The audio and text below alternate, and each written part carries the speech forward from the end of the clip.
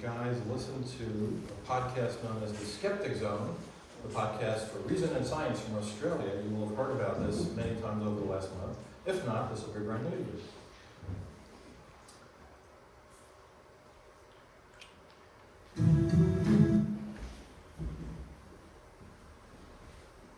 Okay, so let's see. Only should be playing now, but it's playing here. I'll play that. The psychics offer wonder and endless possibilities in a world that often seems difficult and mundane. They promise health, wealth, wisdom, eternal life. But if you examine the record, it's not the psychics, but the hard-nosed scientists who have actually delivered the things that improve human life. Does anybody know who that was? Anybody?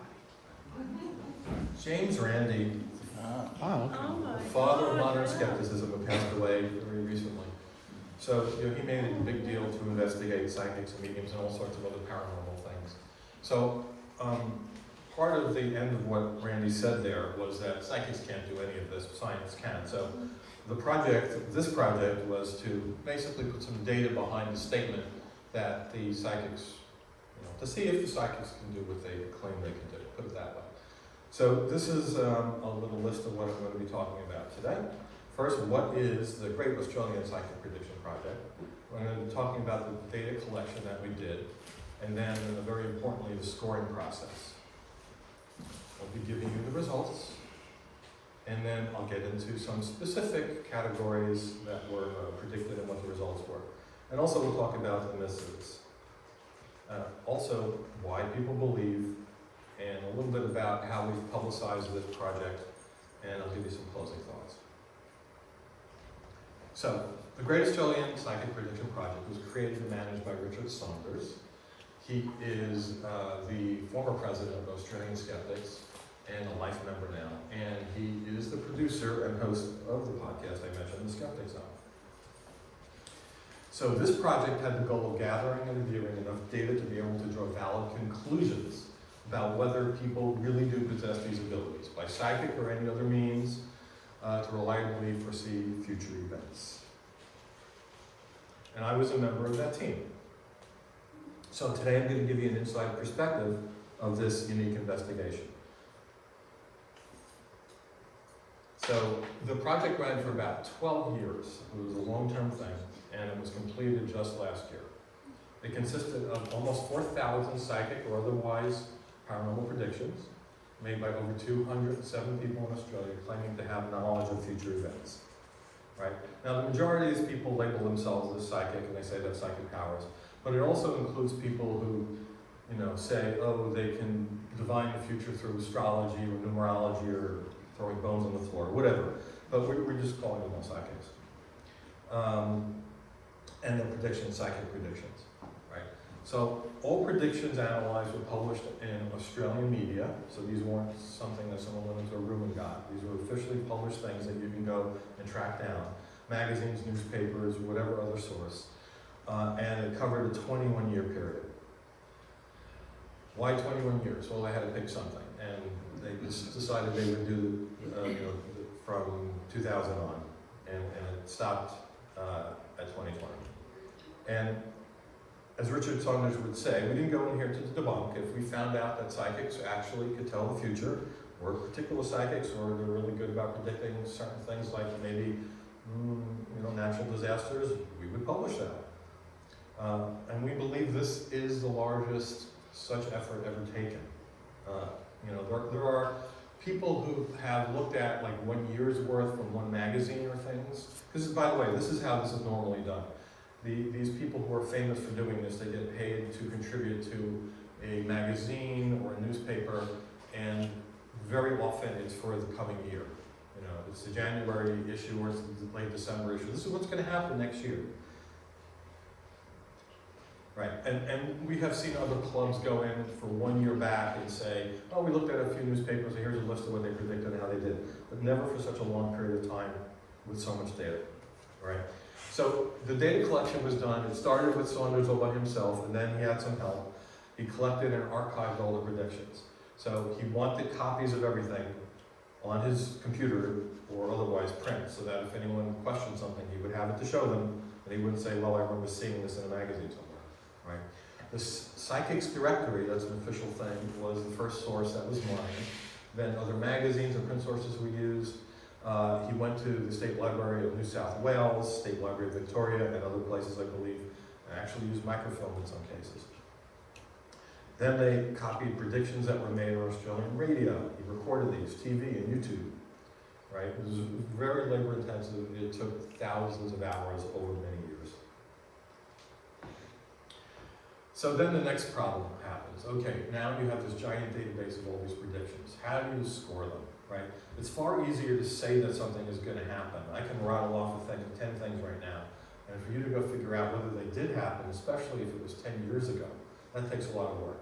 So he realized it would be a large sustained effort. So starting in 2016, he's tried to get the Australian skeptics to meet, and some members did. They began the scoring. And then Saunders continued the effort over many years on his own, but it was going very slowly. So then the pandemic happened, and a lot of places were locked down, especially Australia, like totally. And he decided this would be a good idea to try to get a team together to do this over the internet. So in mid-2020, with the support of Susan Gerbic, she's a well-known skeptic and skeptic organizer, an international team of volunteers was formed to complete the project. So that's when I got involved. I know Susan, and I heard this was happening, so I volunteered. So we met weekly on Zoom sessions run by Saunders for over a year, researching, analyzing, assigning a score to every single one of the predictions in the database. And the predictions were all done collectively, so it wasn't one person's opinion. So, we would look, we would Google it, and figure out what we could find out, look at other sources, and then we'd sometimes argue about it. Is this correct? Is it not? Did this actually happen? That sort of thing. And as we worked on the predictions, the actual numbers grew, because often in a magazine there would be one line or one sentence where a psychic said, this is going to happen, this is going to happen, this is going to happen, this is going to happen. But they're all separate things. So the number of predictions in his database grew as we broke the one thing up in that case to 5 things. And then we'd have to go investigate each of them separately. Right? The time spent by our team scoring these predictions was on the order of 1,000 person hours. We did a quick calculation. So like 42 person days continuously if one person had done it sitting down without stop. So how did we score the predictions?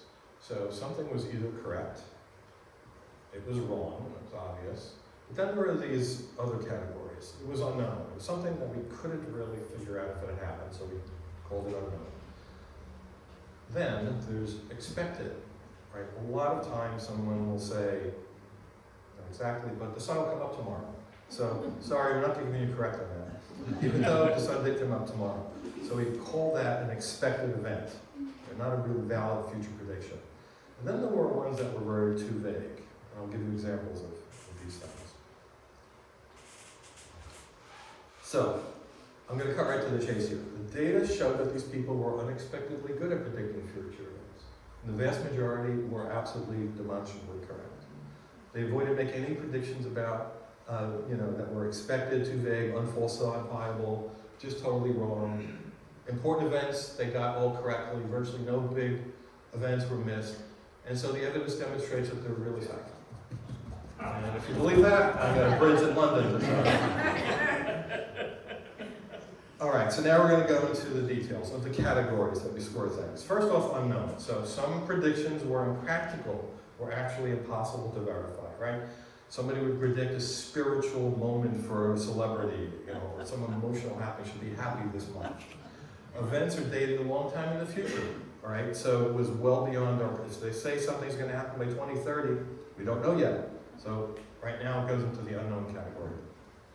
There are complex trends, financial, statistical things, which frankly, maybe if we hired a team of statisticians, we could have figured out, but we couldn't do it. So it went unknown. There are 79 type of this in the database. So here's some examples of the actress Sharon Stone. Financial investments are starting to show good profits now. So in parentheses is the name of the psychic. Yes, her name is Anne, it's on the title. And then the year she made the prediction for that coming year, for 2002. So what do? We call Sharon Stone, we ask her who our financial advisor is, and just put us in contact with her. There's no way. So that's an unknown. There'll be good airfares before Easter, some of the best prices in 15 years from 2014. That's kind of a statistical thing. We didn't have the wherewithal to figure that out. About the Australian Prime Minister, I do see him making his 90s, said in 2006. Well, he turns 90 in 2028. He's not dead yet. It might happen. That might be a correct prediction at some point, but regarding our study, it's unknown. And Sandra Bullock will remarry won't remarry until her 50s. So she's still single, but she's still in her 50s. As of right now, it could happen. It could be true. We don't know. If she passes, if she gets into her 60s, then it would be wrong. But right now, it's just in our category, in our database as unknown, right? William and Kate, there's a lot of predictions about the British royal family. Australia's a Commonwealth, we're obsessed with them, just like they are with Hollywood celebrities. William and Kate, William to outlive Kate, marry again. Okay, don't know. They're both still alive. So then the other category of interest is expected. This is a common thing that psychics do, to make a large number of very obvious predictions. Not quite like the sun will come up tomorrow. That would be too obvious for them, but sort of in that vein. And then they often take credit for these events as being correct. See how good I am at predicting the future, right? They're either likely or absolutely going to happen. We did not give them the correct on this, as I said, even if they did happen. There were 580 of this type in the database. That was a huge, huge percent. So many children going missing over the next 2 years, just a general prediction. That happens every year. The winner of this race will be a young, middle-aged, light brown or chestnut horse. When is it not a young, middle-aged brown horse? Wild storms of brush fires. If it doesn't give a location, it's Australia, by the way, because these are all being made in Australia. And yeah, that happens every year. That's almost like saying the sun is going to come up.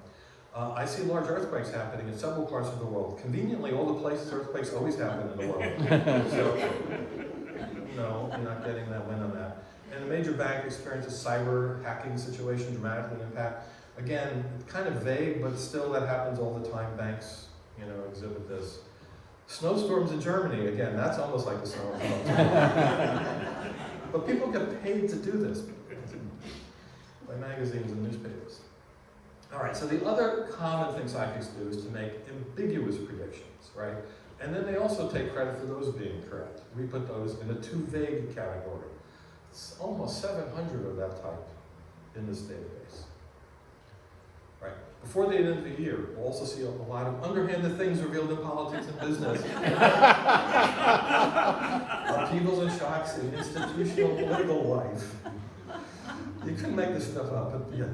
George Bush and his daddy, well, they've put a lot out and it's coming back, so I see relations with them would be very difficult. Now, this could have been, some of these are gray, right? This could have been the unknown one, because how would we know that?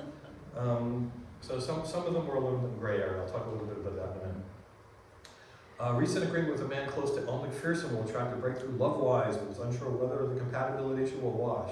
Again, vague. Also, how would we know that?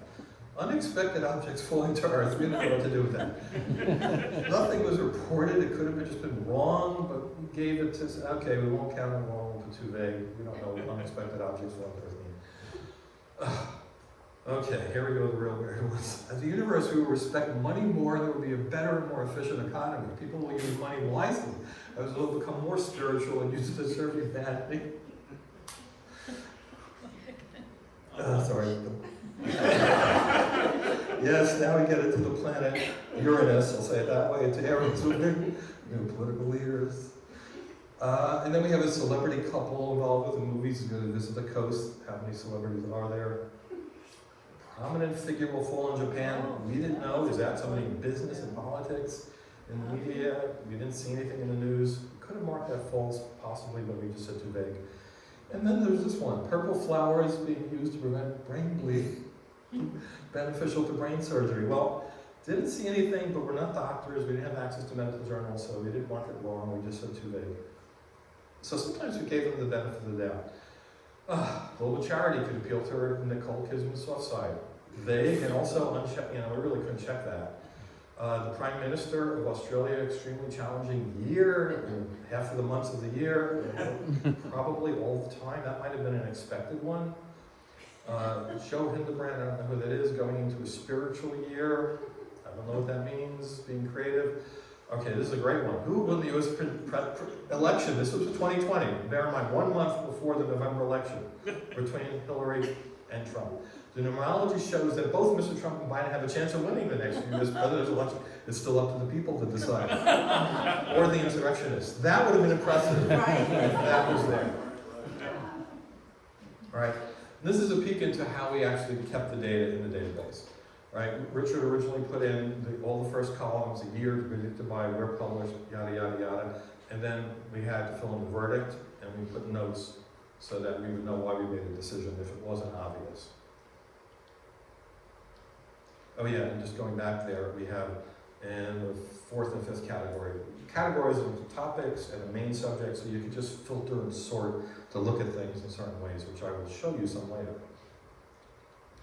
Right, so I mentioned there are gray areas, right? So, as I said, we didn't count predictions as correct, which were in fact correct, but we're obviously going to happen. They're in the expected category. And this absolutely and significantly reduced the percent correct.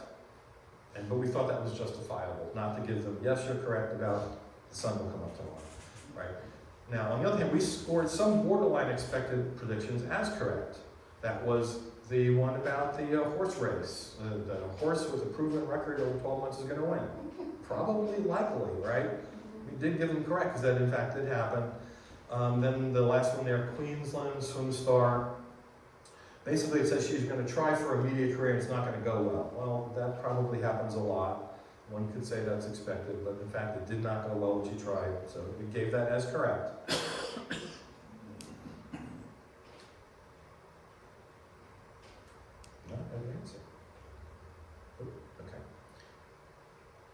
Okay, so this is another thing. Predictions with coin flip probabilities. There were a lot of there in there about sports and things like that, or an election between two people, right? They were treated equivalently to more unlikely predictions. And if they were correct, we said correct. If they were wrong, they were wrong. But it was really 50-50 shot in most cases. So that drives the percent correct towards 50%, artificially inflating the success rate. Keep that in mind when you see the absolute number of the ones they got correct. Here's some examples, right? This team, I don't know who they are, will make it to the finals. Well, the odds were 50-50 essentially at the time this prediction was made. This grand final, I don't know what kind of race that is, but a prediction was made on the day of the game and the odds were 50-50. Australian cricket team will do well on tour this year. Well, you do well, you don't do well. Kind of a 50-50 shot. And then this Ashes cricket, Australia to win, odds were 50-50 at the time of prediction. Now, in some cases, we scored predictions correct that could be judged as too vague, but nevertheless were fundamentally correct. I mentioned that before. Here's some examples. Major American cities targeted for terrorist attacks, a lot of carnage is indicated. This was made before the September 11 attacks. So gave them correct. Though major cities, well, it was really just one city, and you know, but they got that one generally correct. So here are the actual results. 11% of the predictions were correct by our scoring method. This included a substantial number of coin flip predictions, as I mentioned, but most predictions, almost 90, were unknown, expected, too vague, or just flat out wrong. The majority of the whole database, even with these conservative scoring methods, were flat out wrong. And this is it graphically.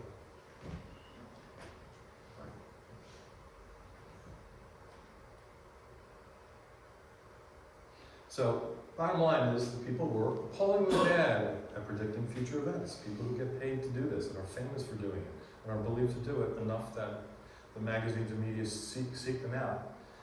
And as Richard Saunders put it in conclusion, most of what was predicted did not happen, and most of what happened was not predicted. So, since the majority of them were wrong, let's look at that, right? 53% of the database, over 2,000 were just flat out wrong. And here's some examples. Charles and Camilla, oh, the king and queen now, right? Said they would marry in 2000 and 2001. This was predicted in 2000. No, happened later, 2005, quite a bit later, so that was just wrong. Counterfeit note swapping Australia, we found no record of that ever happening. Does anybody remember being able to buy anti-gravity lift devices on Amazon? Back in 2001? No, still waiting for that. This one saying Osama bin Laden will not be caught, don't think we'll ever catch him, from 2005. Yep, no, wrong. Brad Pitt, Angelina Jolie, their relationship will last another year. That has to be really bad when you're one of those people who read this prediction if you believe psychics. But they went on quite a bit from 2007 to, it's a lot longer than some marriages last at all. 2019 before they actually divorced. And Barack Obama will fall from grace. Something about pork futures. These people, I always say, you can't make this shit up, but they do. And now, since the September 11th attack, pretty much all the time afterwards, every year it was predicted there's going to be another terrorist attack. Also, Sydney, this is a big one. It was, big city in Australia. They're always talking about the bad things that are going to happen to Sydney. Here was one about a large earthquake. No, it still hasn't happened. And too bad. Stevie Wonder, that was going to be great picking up the paper and reading that you're going to die this year. No, not yet. And yeah, there we go. This was from the 2020 election, right? That Joe Biden's going to drop out before the election. So now I'm going to show you a little bit of details of some particular subject of interest, especially to people in Australia and these people who predict for them. So the Queen of England, Elizabeth II, right? 26 predictions in the database. I'm actually surprised it was only that amount, but there are also a lot made about Charles and all the other royal family. But concentrating on the Queen since she just passed. So from 2002 to 2020, right? 4% of the predictions were too vague, 12% expected. 85% were wrong, way worse than their normal number. So there were 12 predictions of the 26 about her abdicating or dying. They were obsessed with that, especially because she was getting on in years. Even 20 years ago, she was getting on in years. They predicted she would abdicate or die in 2004, 2010, 3 people did, 2012, 2013, 14, 18, 19, 2020 twice. And she got older and older. And then, this last one, I see the Queen leaving the spotlight by May, June 2022. They got the right year, but they thought she would retire and live to 2023 to 25. So, wrong. Not a single prediction about the Queen. About anything. And this is a peek into the Queen Elizabeth predictions in the database. Donald Trump, yes, of interest even in Australia. So, more predictions about 45 than about the Queen. 53 were made from 2004, well before he became president, to 2020.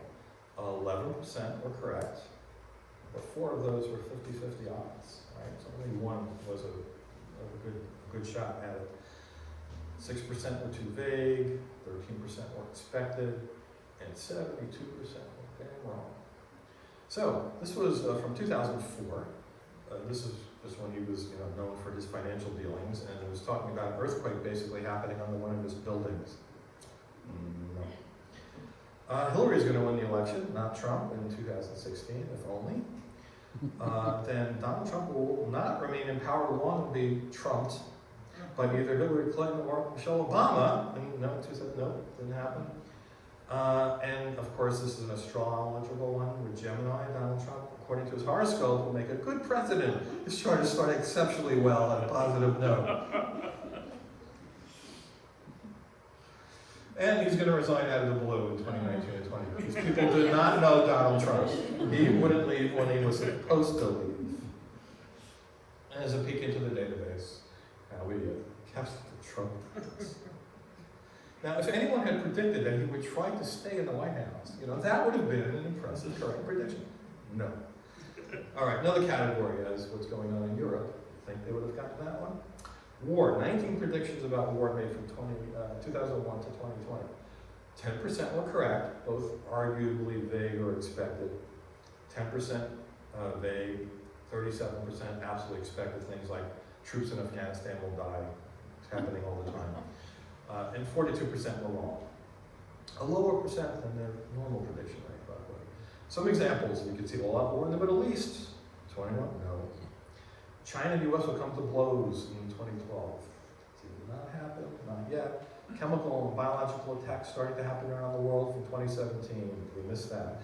North Korea invaded. I don't know who's going to do that. And eventually be more peace there. 2018. And a nuclear explosion in North Korea in 2018. No. Again, I want to point out that these aren't for an indefinite time in the future if they don't say that. This next year, this is what's going to happen. So, unrest in Saudi Arabia caught in the middle of a war in 2020. Not yet. And the peak in the database for the workstations. And I have two more of these categories. Natural disasters. This is my favorite category. Whenever I was on the team and we were scoring them, yes, a natural disaster. Because it's easier to look up if it happened or not, as opposed to, Nicole Kidman was feeling down about something. So they made 232 of these over the time we looked at. Only 5% were correct. 8% vague, 33 expected. Natural disasters, and this is like the bush and wildfires in Australia. Wrong, right on their target, 53%. Some interesting examples I pulled out. Oh, we're going to get a severe cyclone, but someone has diverted it, so we won't suffer a bad direct hit.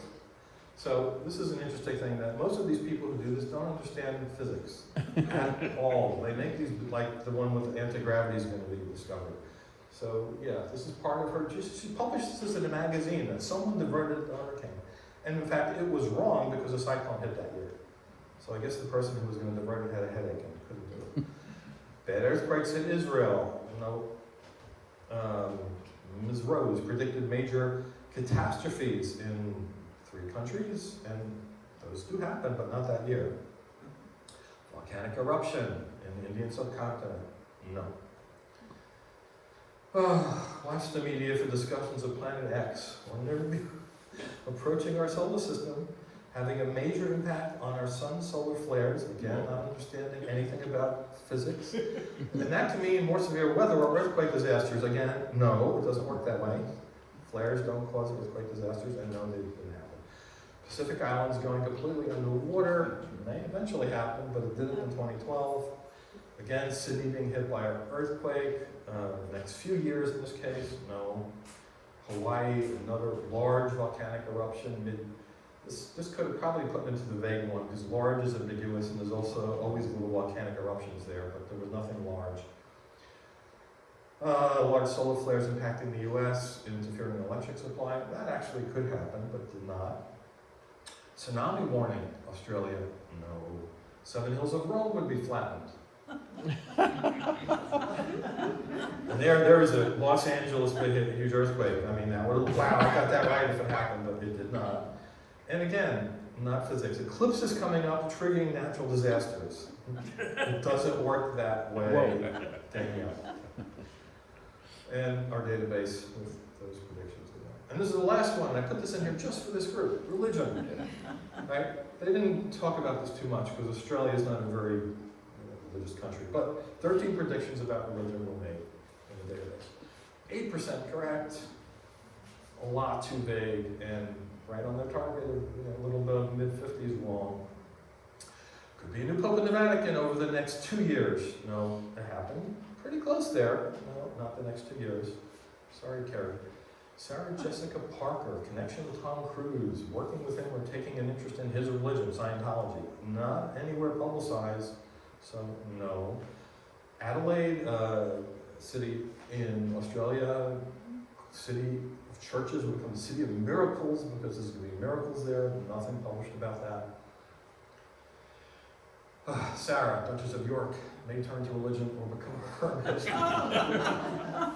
Dalai Lama, health scare, nothing in the papers, so we just said no to that. Another papal assassination attempt, 2015 did not happen. Another Tom Cruise one, starting to speak more on behalf of Scientology after Leah Remini came out and slammed Scientology. Actually didn't happen, surprisingly. And our religion book in the database. So, maybe as interesting as what they predicted incorrectly was what they did not see coming, right? That's the phrase, they didn't see this coming. So after we went through the entire database, as we did to come up with the numbers, what we then did is let's look at each of the years and see what big historic things happened that nobody mentioned, and they should have.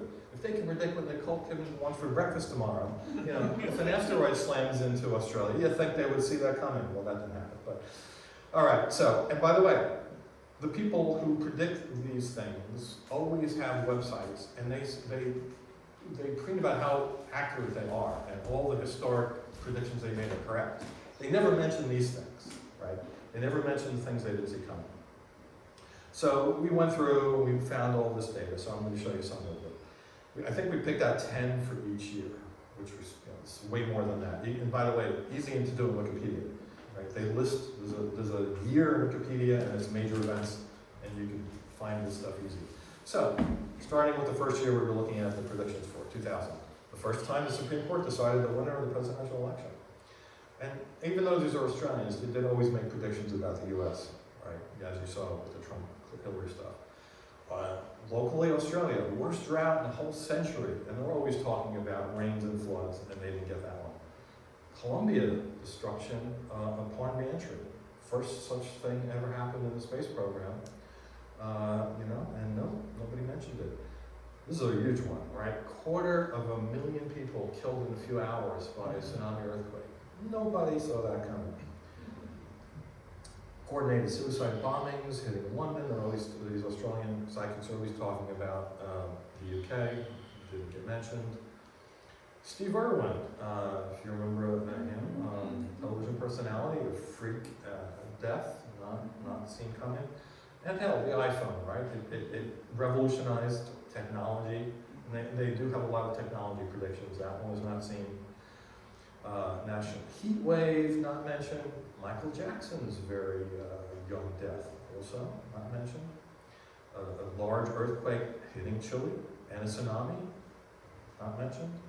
And I'm sure everyone knows this one, the big one that Fukushima, our latest in history nuclear disaster, triggered by a tsunami. Should have seen it coming, and they didn't. A few more. The Sandy Hook school shootings, they do talk about people being killed. Sometimes they mention, there will be one person shot in a mall or something. They didn't see that one. The deadliest structural failure in history. Amazing number of people killed and injured in Bangladesh, not seen. The famous Malaysian Airlines disappearance, which was in the news for months and months and months, never mentioned. Again, about local in Australia, once in a lifetime, storm hit Sydney, no. Now we get to some science. They do occasionally try to predict science things, like anti-gravity being found, right? Well, no, NASA announces liquid water on Mars. That was a stupendous scientific find, not mentioned. Gravitational waves. Go back to politics here. Obama visits Cuba, first president to do it since 28, not mentioned. And I think I got one more page of these if you're getting bored with them. There are so many. I'm not going to attempt to pronounce that. The first known interstellar object detected passing through the solar system, given a Hawaiian name. France, horrible civil unrest, fire engulfing Notre Dame in Paris, and the pandemic. There was always retroactive claims that these people predicted this, but they always made some kind of vague statement in all years about something like this happening. And because of the pandemic, the Dow Jones huge drop. And did I mention nothing right about the king at all? The queen, sorry. So the queen or the King Charles. Which there were a lot of predictions about King Charles when he would become king, and nobody got it right. That it would be in 2022. And that wasn't in our database, but it should have been. I don't know if that's real or it's a great game.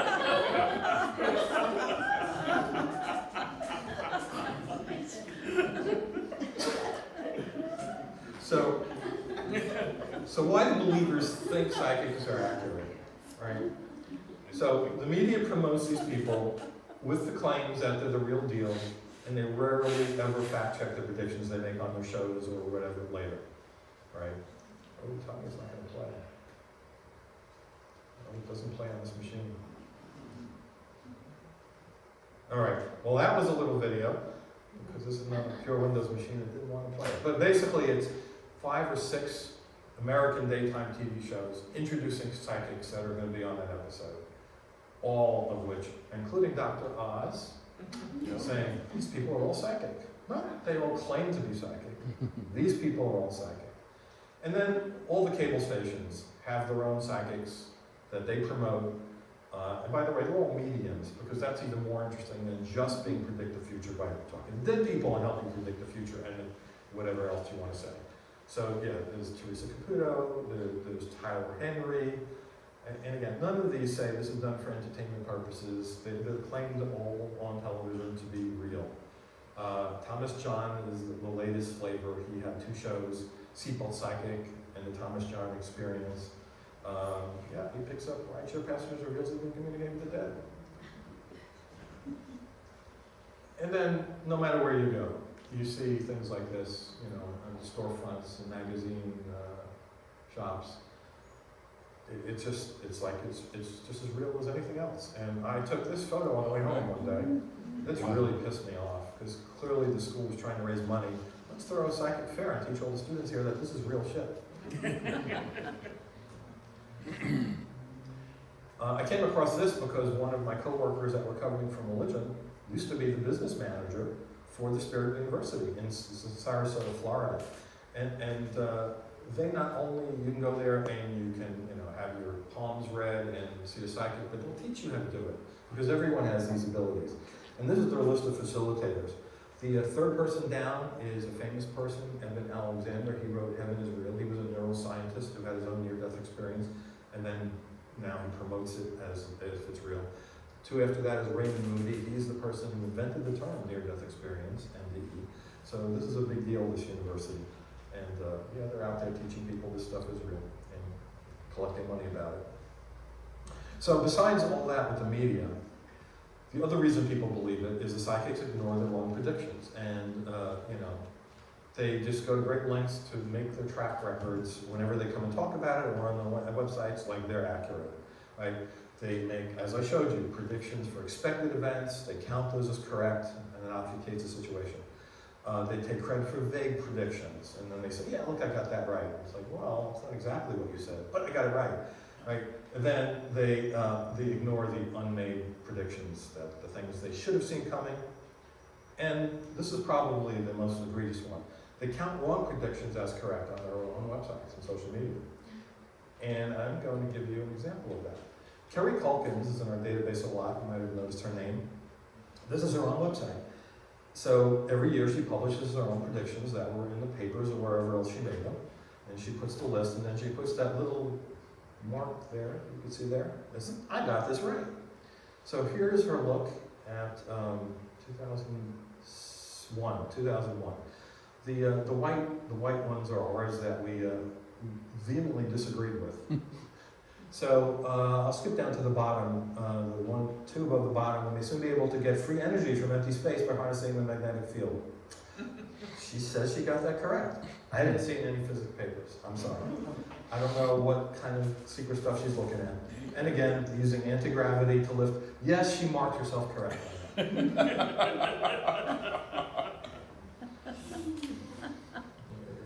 can't make this stuff up. What they do. All right, why does this matter? So Pew did a survey of belief in New Age beliefs. 2018, I don't know if there's a more current one, this is the one I found, and they broke it up by forms of Christianity for some reason. They didn't mention other religions. But so on average, 41% believe in psychics. So almost, you walk down the street, half the people next, they believe this. Right? And it's interesting to me that it's slightly different in different forms of Christianity. Catholics are the highest for some reason. Evangelicals, probably because they're told it's the devil, are the least, 33%. But the scary thing to me is nothing in particular, which might be people here, are higher than that. They're 52%. So it's like people who've come out of religion and they don't buy the dogma, the Bible's wrong, the Quran's wrong, and Bhagavad Gita's wrong, but there's got to be something, man. This seems real. So that is, to me, disturbing. So how do they take advantage of this, the psychics? Well, $2 billion, and this is by data. Data I'm going to show you on this page is from the American Federation of Certified Psychics and Mediums. They're certified, so you know they're legit. And this is already data that's over 5, 6, 7 years old, but $2 billion. And the pandemic drove this up, I got to tell you, because they had to rent the place before to do readings, and now everyone is comfortable with Zoom. And I've been involved with stings on psychics who charge $400 to sit there for an hour, and they'll give you, because there's a bunch of people, 10 minutes maybe. And they don't have to pay Zoom anything, except, what is it, $15 a year a month. But it's like, this number must be astronomical now because of the pandemic. Again, and so this is old data, but the average psychic was making, and please don't take this as career advice, but that's what reasonably successful by the standards of the American Federation of Certified Psychics meeting. $500,000. And the mega names that you see, 5 million plus. So this is all coming from people who believe this. Right now, this is sort of a different category. This agency is admitting that in this 1 year period, 2011-12, 200 million was scammed. And they mean by people who are fake psychics who take people's money. So, but that's what they mean. Yeah. And this is interesting to me. There's a great gender disparity here. Right? If you look at the second column number of women, third column number of men, the more you're willing to spend on this in a year, it goes down from $1,000 to $10,000. The ratio, the gender disparity changes from an already high 6 to 1 to almost 1,000 to 1. So I don't understand that, but that's the data. And this isn't to say that men aren't, believing in paranormal and gullible things. Because if you go to a UFO conference or a Bigfoot conference, it's probably almost all men. So, but there's this difference in who believes in psychics and who believes in all these other things. Summary of the whole thing.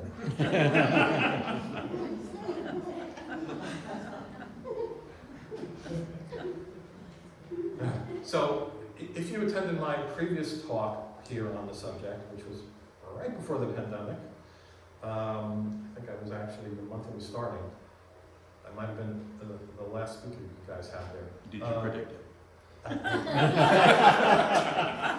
I spoke with Kenny Biddle. Kenny Biddle is the paranormal investigator, which, by the way, if people remember Kenny Biddle, he has just been made the chief investigator for CFI now, which is like a full-time paying job, and he moved from Pennsylvania up to Buffalo this weekend. So he's on their staff now. Quite incredible. Anyway, I wrote this article, which was the basis of my presentation here, about what's the harm in believing in this. And it's not even just going to pay $100 or even maybe $1,000 a year it's the people who get ripped off of their life savings because they get hooked by a con artist who will do that to them. And my whole other talk was about the egregious nature of that and the fact that the legal system is not on your side if that happens to you. It's very rare that you can get your money back, and it happens all the time. Anyway, so you can Google that if you're interested in finding it. Or better yet, take my card, and I have my site on there, which you can find all my articles, and that's on there. So after we finished this whole project, we thought it was important enough to start talking about it in places and publicizing it, even while we were doing it. So we were not quite finished with it, and this was the first thing that was published about it in March. So we still had almost a year to go. Adrian Hill published a progress report on this in The Skeptic, which is the magazine for skepticism in Australia. And then in late 2021, Richard Saunders, who ran the project, gave a progress report for the Bay Area skeptics over Zoom and the Australian skeptics locally at their national conference. And then the final report was published by Richard Saunders in The Skeptic in late 2021. He also followed up with another article with those interesting things that I told you, that the things they didn't see coming.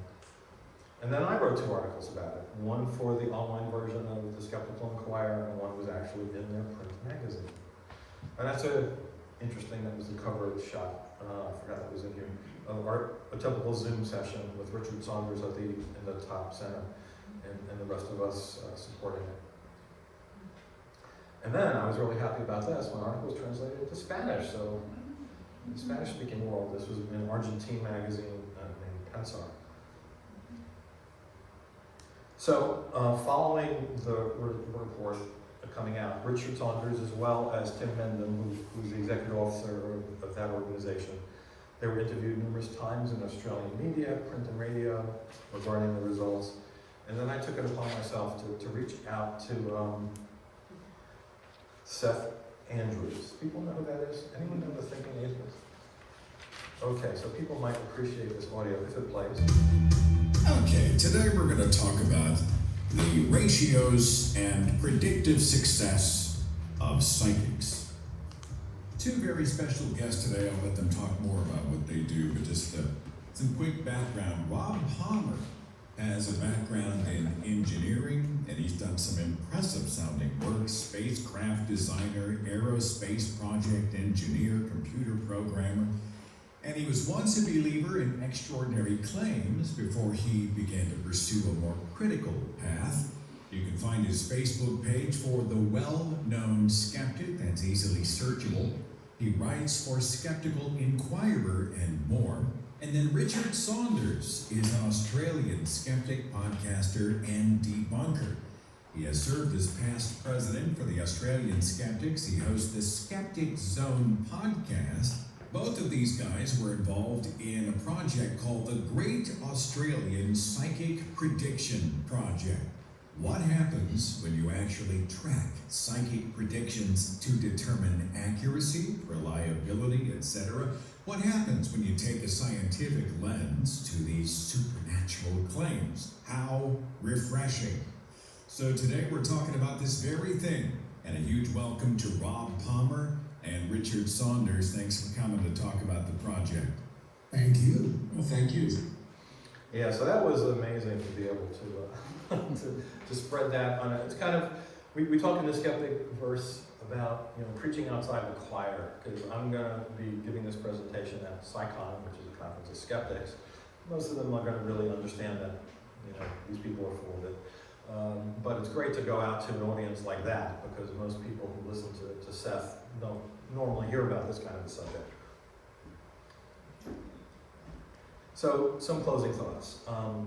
I would say the appalling record uncovered by our analysis, of this huge set of data, combined with the failure to predict the amazing number of historic items in the period we studied, should just be embarrassing to people claiming to have these powers.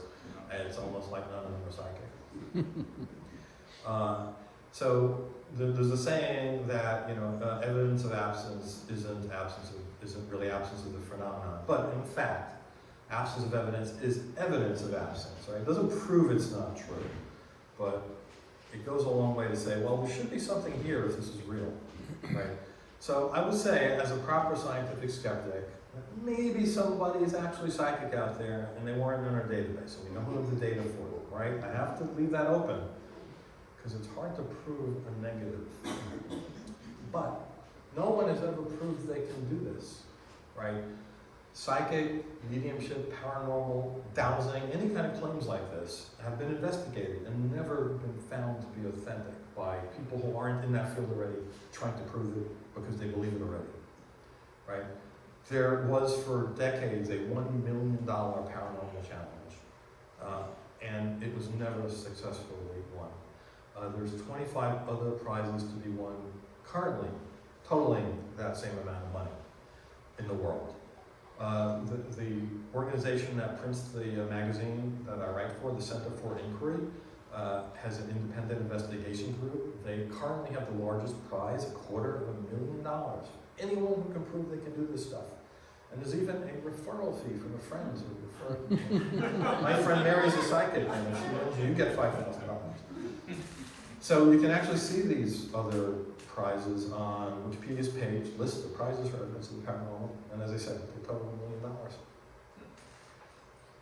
What we've discovered Richard Saunders. in many hours of pouring through these predictions, if you want to be a successful psychic in the prediction game, make many predictions. Make as many as you possibly can churn out and keep most of them vague and ethereal.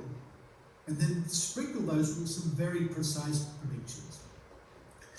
And when occasionally your very precise predictions come true, which they must if you make a lot of them, if you make a lot of predictions in general, then that's the ones you point out.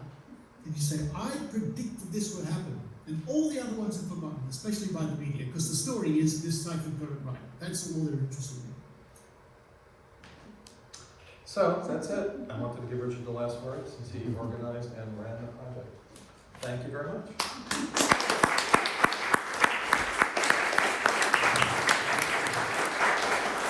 Thank you very much, Rob. Let's have some Q&A here, and we're going to try something. This is a small enough group. If you can make your voice to Rob and he can answer it and he can moderate, that's fine. If not, we have some wireless mics here.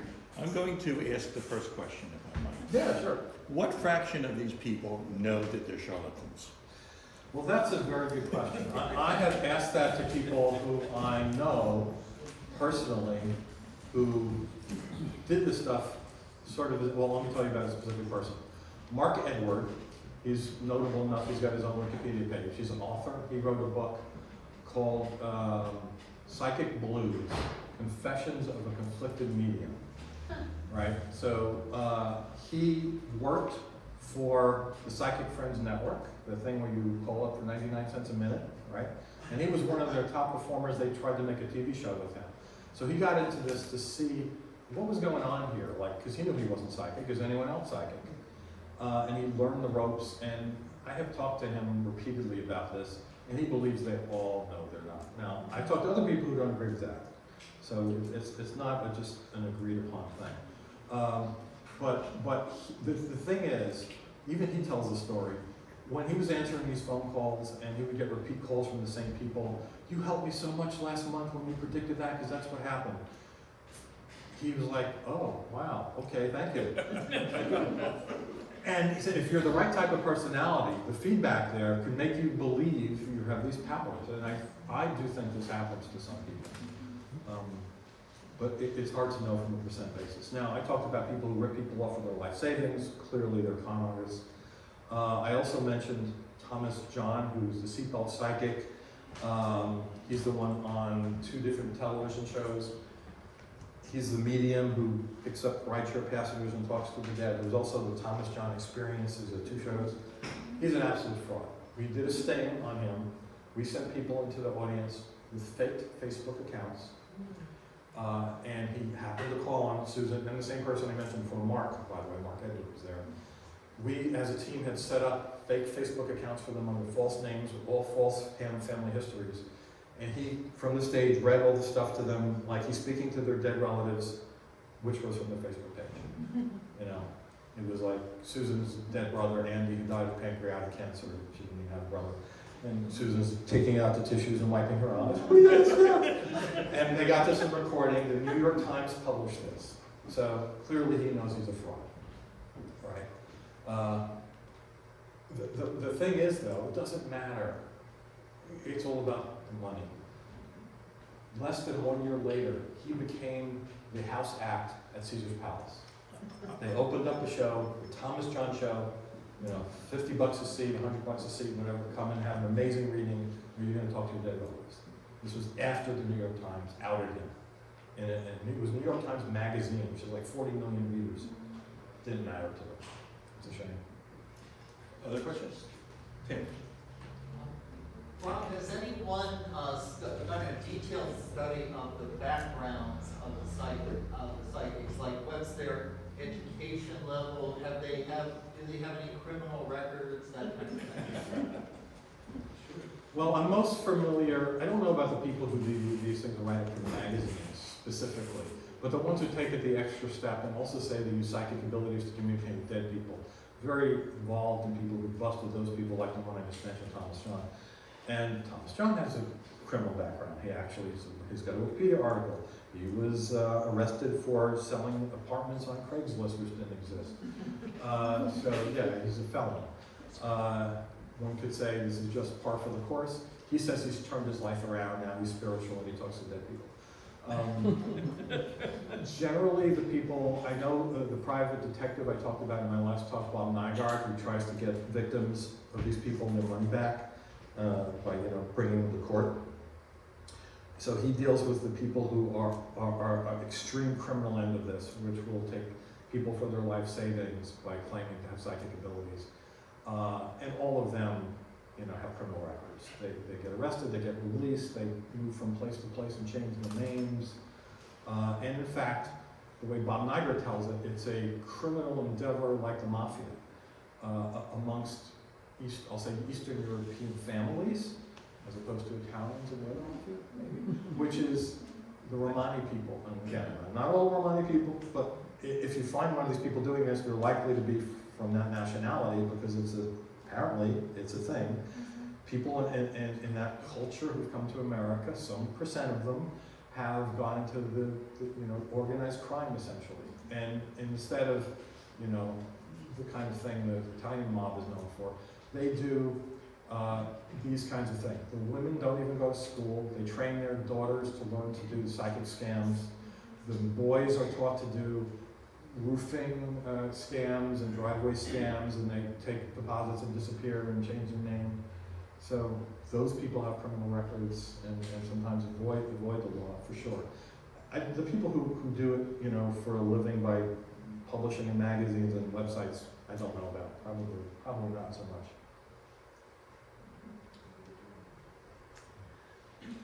You think it's possible that your organization is going to do some investigating on all these so-called spiritual healing, I don't know what to call them, the Reiki, all of the, it's energy healing. That's energy healing. Right. Yeah, they're deeply involved with that. The CSI writes articles, and we have different writers who pay attention to that kind of thing. And it's not helped. Does anybody see the Goop Lab on Netflix? Gwyneth Paltrow's The Goop Lab. So that was out last year, I think it was. So Goop is Gwyneth Paltrow's company, where she calls it a lifestyle brand, but they sell bullshit for a lot of money. Water bottles with a crystal in the bottom of them that'll improve your life for $100 or whatever. But Netflix gave her a deal, and they made 6 episodes called The Goop Lab, with 6 weeks of nonsense, and one of them was all on energy healing. And they actually had a chiropractor. It was embarrassing to watch. It was Gwyneth Paltrow's chiropractor, so he got a whole half hour, personal advertisement where he was claiming to, literally, he was a puppet master. He was picking people off the table and they were jerking as he's doing this above their bodies. He's claiming he's interacting with their energy fields. And so I've written about that. Other people in the organization do write about this. But it's like, as James Randi used to say, these are unsinkable rubber ducks, because people want to believe this, and the media just helps it by making it like it's real. It's a very unfortunate deal. I just want to interject that one of the big scandals at the Goop Lab is one of the products that they sold as bullshit was found out to be from ordinary cows.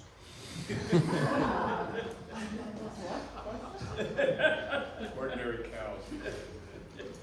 Well, that would have been sort of honest. By the gender disparity, I'm really interested about the gender disparity in the client base, and I'm kind of thinking about different scientific or sociological or anthropological reasons why that exists. And is anybody really analyzing that and how that relates to this business? Well, I don't know if anyone is, but I haven't seen that. Is it in Australia? Or that? No, that was the Pew Research poll of Americans, actually. Yeah, that was it. Yeah. And that's probably the same all over the world, because everyone I know who has gone and researched these things, by going to a public reading where there's hundreds of people in the audience, the few men that are there look very uncomfortable, like they've been dragged there by their wives or girlfriends. And it's all women who ask the questions. And I've heard, not a psychologist, but I've heard it's like women are more into emotions generally, and the psychics know this and they prey on that part of it. That's the only thing I've heard about it, but I don't know that there's been any scientific look at that. Nor why are men the ones who are obsessed with finding Bigfoot in the woods? I don't know. Don't know. Chris has a question. There's a number of people in financial industry, some of them prominent figures, who are constantly wrong about their predictions with very low accuracy. And they are still well being paid for years. The whole mechanism goes like that: if they wrong, media don't touch the subject for like 2 years. When they write, media raises up and they talk about like for 10 years that they are like gurus. Would you say this is the same mechanism? Well, I think the media likes to promote the fact that people can do miraculous things, even if it's not quite a miracle there. Yeah, it's like, it's never news as well, that didn't work. You know, they just want to make things look good, and they'll do it for pretty much any subject, unfortunately. It is possible to predict the future based on analysis if you look at trends and things like that. Right. All right, you know, it is. Right, statistically. Yeah, statistically. You know, did you make any distinctions for that when you were looking at some of these psychics who said, hey, you know, you could just figure this out? Well, those sorts of things, if appropriate, they went into the expected categories. Okay. Right, yeah, the birth rate will rise this year in Australia.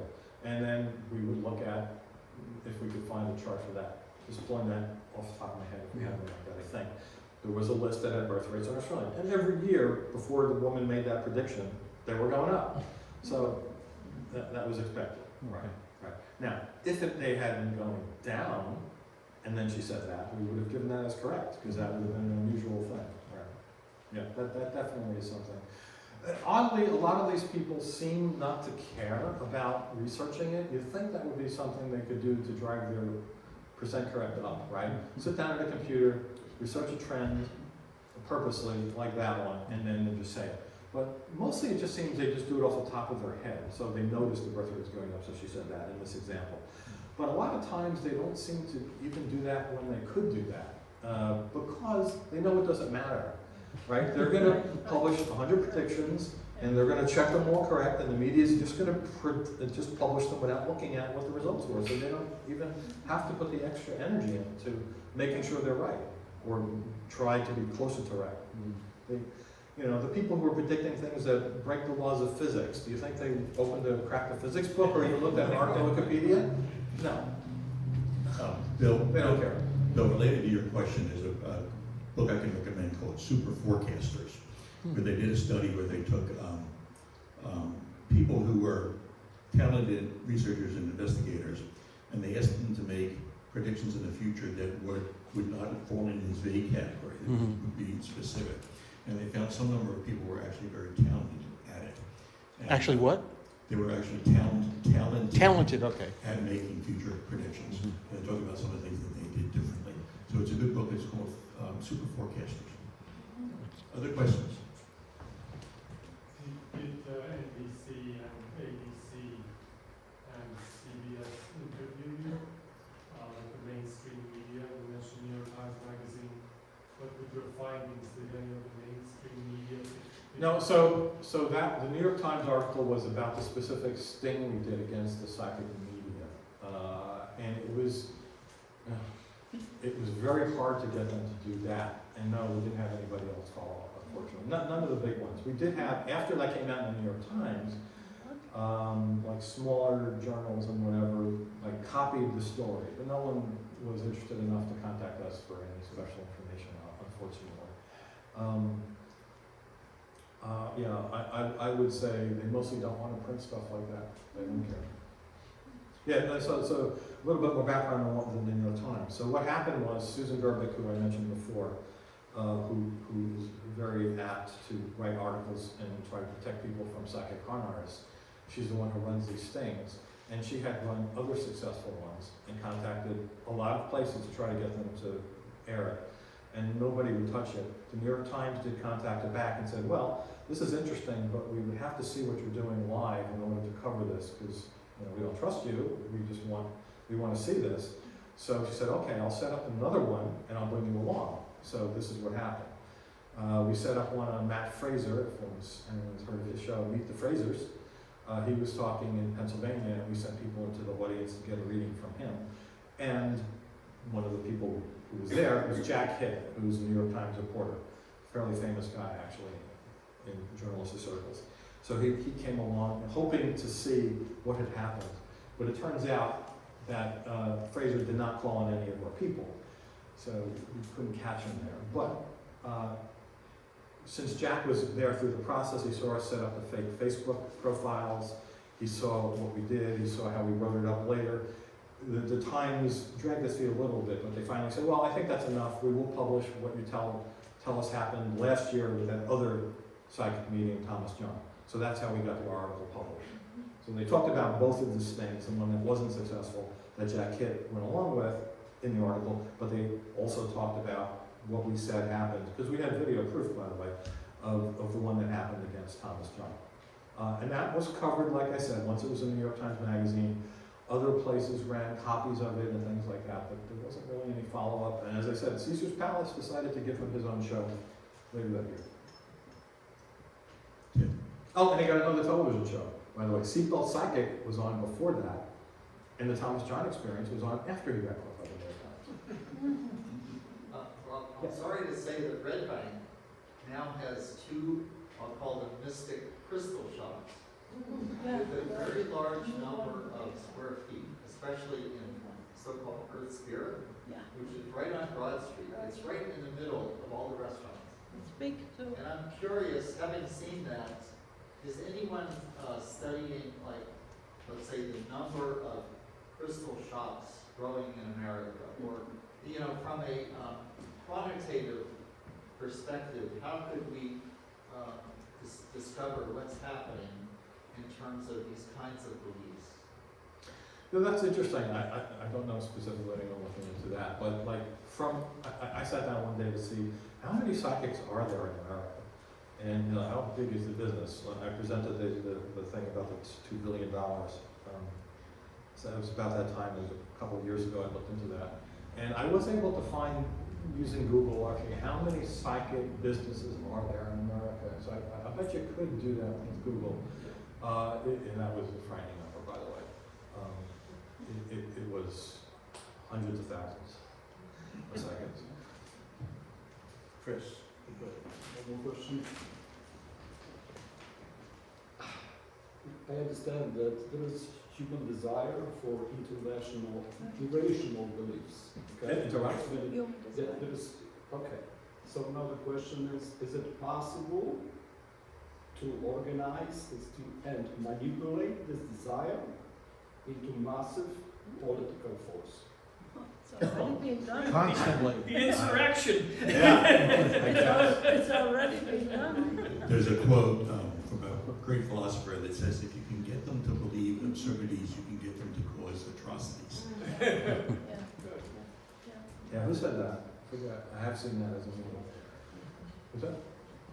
Voltaire? QAnon, I mean.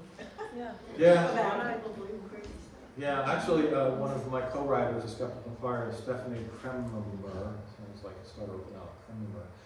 And she was, it's fascinating, you could look up her name, Stephanie K, with a K, Kremmer, skeptical inquirer, you probably get her article. She was a Sandy Hook denier. She thought that was a false flag operation. She was deep into conspiracy, she was getting pulled into QAnon, and then something happened, I forgot what she said. Oh yeah, a friend of ours, a long-term friend, said, oh my God, my sister lived in Sandy Hook, she knows her friend's kid was killed. And then that, oh my God, I'm wrong. And she totally pulled her out of it, she started investigating it. Now she investigates and writes about QAnon and all these worse conspiracies from the perspective of somebody who used to believe this stuff. It's quite fascinating. I have a question.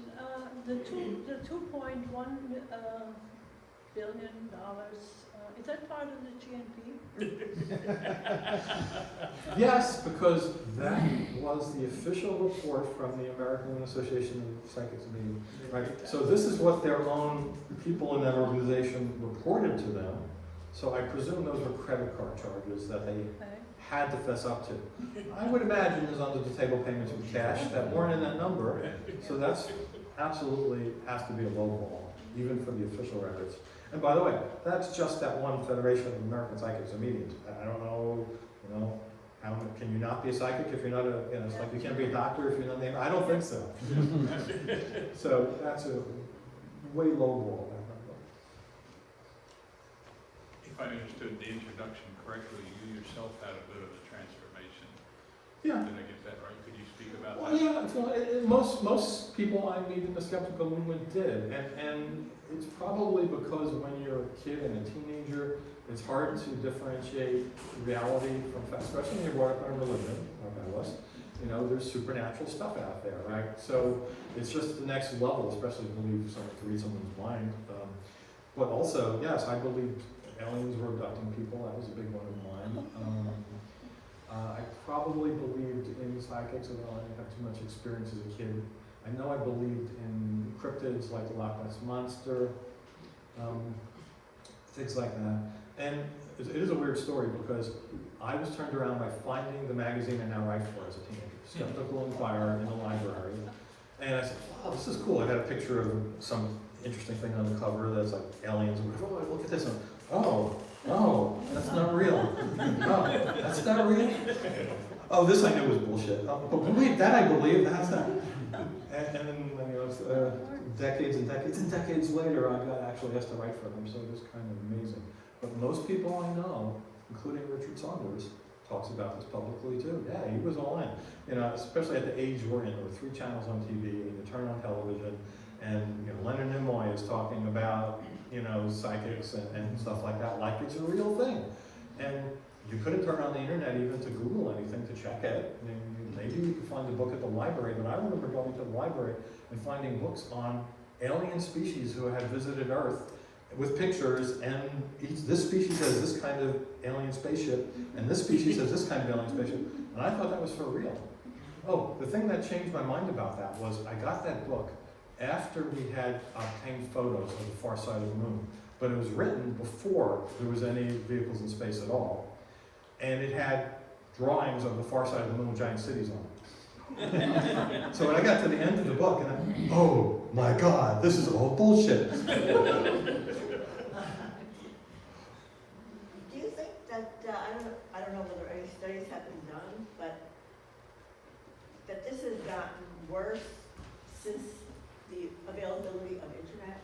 Because I feel like most farces and crazy stuff has gotten way worse since, or at least since Facebook came into existence, because it seems like nobody knows what's real and what's not. I understand, and one of the bigger, QAnon, that's a big one, right? That wouldn't have been a thing, at least to the extent where it almost caused, an actual change to our government. But one of the more widely, you can research it, is the belief in the flat Earth, right? So before YouTube, I'll say, before YouTube, it was really a minor thing. There was the Flat Earth Society, which was literally pamphlets being printed in somebody's house, sent out to a mailing list of 1,000 people, right? And now there's tens of thousands, maybe hundreds of thousands who believe it in this country. And they have national conferences and they write books and people buy them because they believe it. And it is largely because of the internet and YouTube. In fact, what's his name? Michael Sargent, who did the videos called Flat Earth Clues, which are slickly done. I've seen a few of them, and if you don't know anything about science or whatever, and ask a lot of questions, you get pulled into that trap. Wow, the Earth is really flat, the globe is a lie. And Michael Sargent says that all the people he met as the movement was growing and growing and growing came to him because they saw either his or other videos on YouTube. And the reason they saw them on YouTube is because of YouTube's algorithms, right? And Facebook does this too, probably the other social media. Like, they present to you something similar to what you're already watching. So if someone looks at a conspiracy like the Kennedy assassination, okay, that's not paranormal, it's not out of the realm of possibility that there was something else involved besides Oswald, although I don't think so.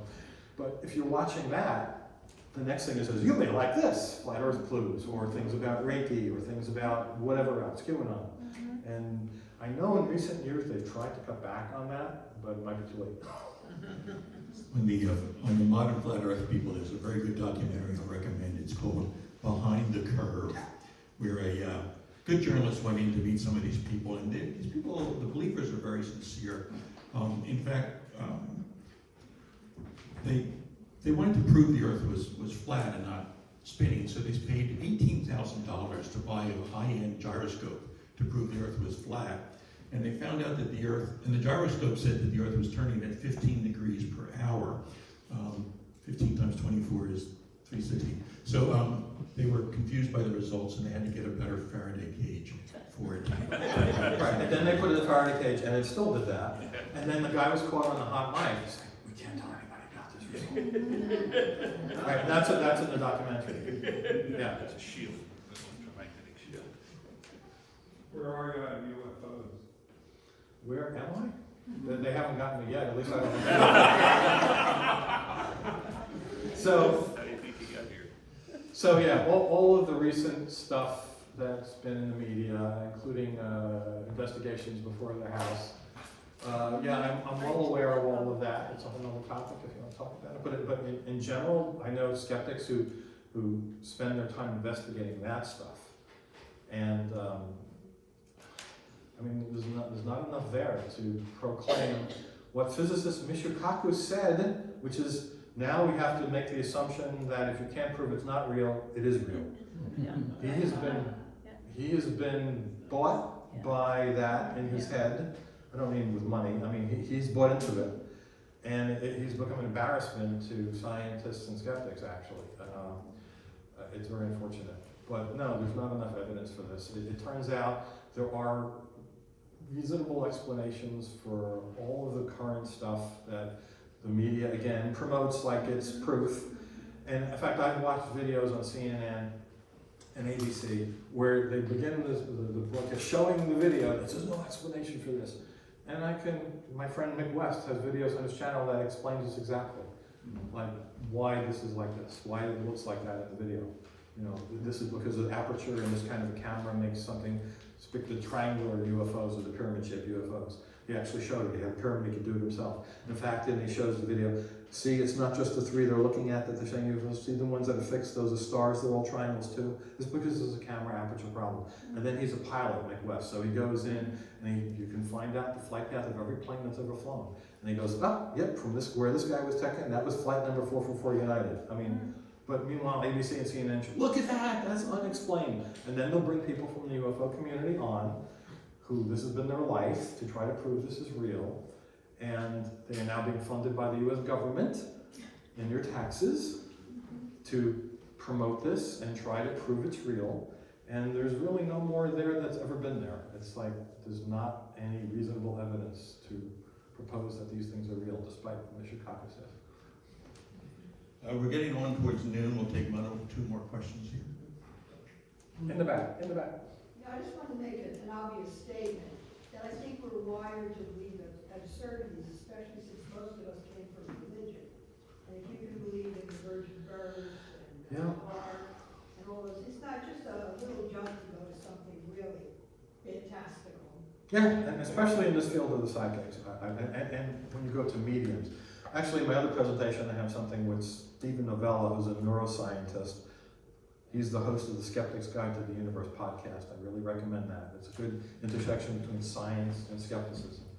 And he actually had a quote I used that was something like that. Yes, if you can program through religion to believe in supernatural deities and people who could read your mind and hear your prayers, it's a tiny leap to believe someone else can talk to dead people and tell you what they say.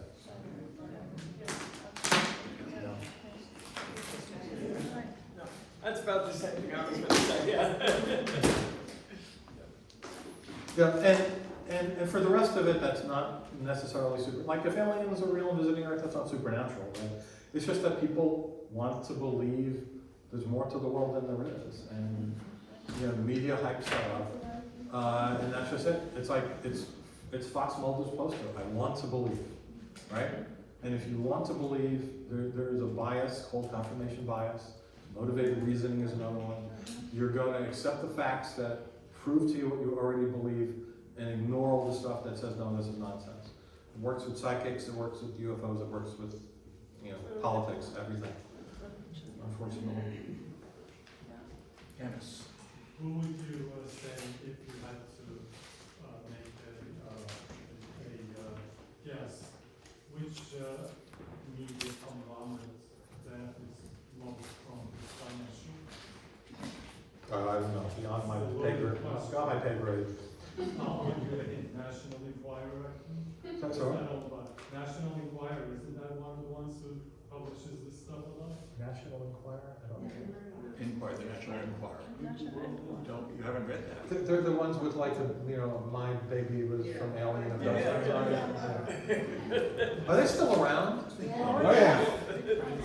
They got started, they actually got started when newspapers started printing in color. They had to get rid of their black and white printers. So what are we going to do with black and white newspaper printers? And the answer was it started the National Enquirer. That's actually true. I remember them from when they had the picture of NASA pictured Martians, and it was like the bald cat.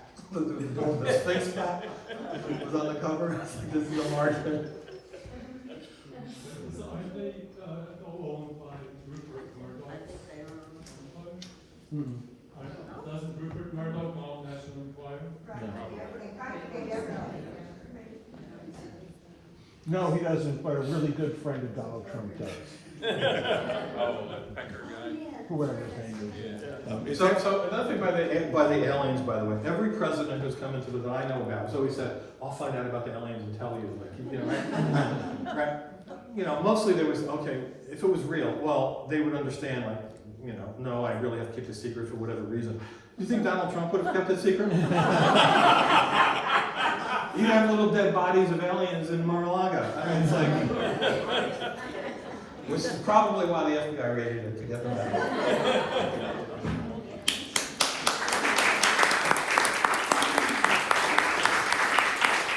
Thank you for joining today's forum. I hope you all enjoyed it. If you'd like to continue the discussion and get in something to eat, some of us are going to Gianni's Pizzeria. Gianni's Pizzeria is at 15 Whitehall Place for lunch. Let me know if you need directions. Have a wonderful day, and thank you very much.